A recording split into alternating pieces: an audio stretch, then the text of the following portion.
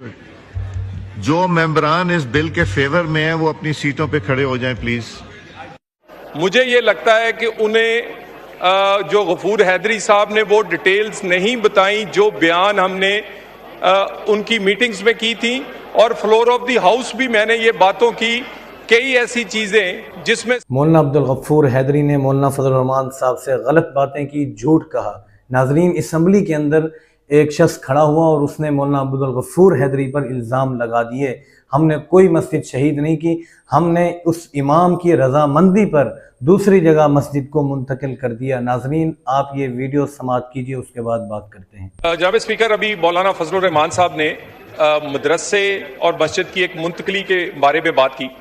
कल मैंने floor of the house पूरी डिटेल्स बयान की।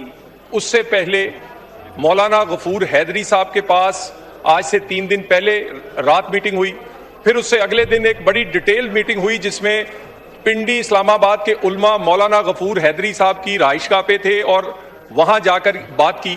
मैं 2-3 बातें जो मौलाना साहब ने कही हैं वो सिर्फ क्लैरिफाई करना चाहता हूं। मुझे ये लगता है कि उन्हें जो गफूर हैदरी साहब ने वो डिटेल्स नहीं बताई जो बयान हमने उनकी मीटिंग्स में की थी, और फ्लोर ऑफ द हाउस भी मैंने ये बातों की कई ऐसी चीज़ें जिसमें सबसे पहली बात यह है कि 50 या 55 मस्जिदों के बारे में हुकूमत किसी किस्म की उनकी मुंतकली का या उनको नोटिस देकर वहां से तब्दील करवाना चाहती है। जनाब स्पीकर, ऐसी कोई बात ना है, और इस बात को फ्लोर ऑफ द हाउस भी और उल्मा के साथ मीटिंग में भी क्लैरिफाई किया गया।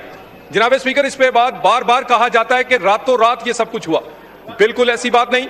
जनवरी से मुशावरत का अमल मदरसे के जो मोतमिद थे उनसे शुरू हुआ, उसके बाद उनकी मर्जी से उनकी मर्जी की जगह मुंतखब की गई। वहां पर एक आजकल जो जिस तरह के जदीद इंस्टीट्यूट होने चाहिए किसी भी तालीमी इदारे के लिए, 4 करोड़ की लागत से एक मदरसे की वो बेहतरीन बिल्डिंग तमाम एसेसरीज के साथ बनाई गई।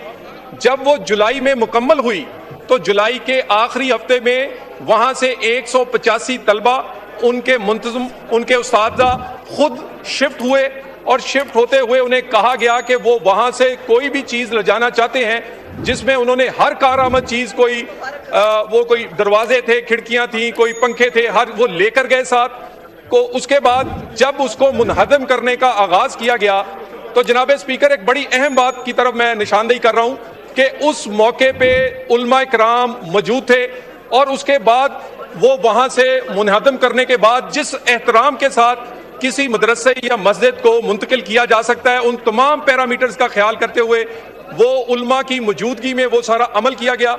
उसके बाद ये वाला मामला जो है, जो इस वक्त उनको जगह दी गई है, जो बिल्डिंग बना के दी गई है, ये सारे का सारा अमल 8 महीने से मुशावरत में हुआ। ना रातों रात हुआ, ना बगैर मुशावरत के हुआ, ना इसमें जो एक मदरसे और मस्जिद का एहतराम है उसको पूरे का पूरा मुलहुज़े खातर रखा गया।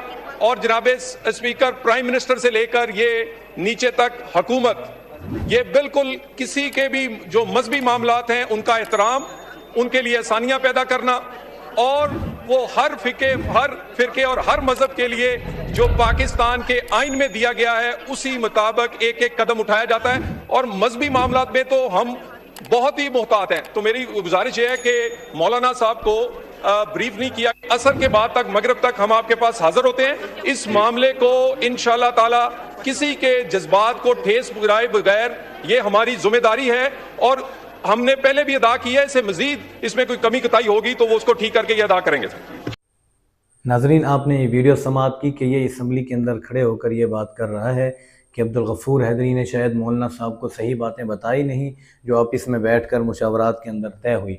हमने किसी मस्जिद को शहीद नहीं किया, हमने तो अच्छे तरीके से नई मस्जिद बनाई, बहुत ज़्यादा ख़र्चा उस पर किया और सारे तलबा इकराम को वहाँ मुंतकिल किया।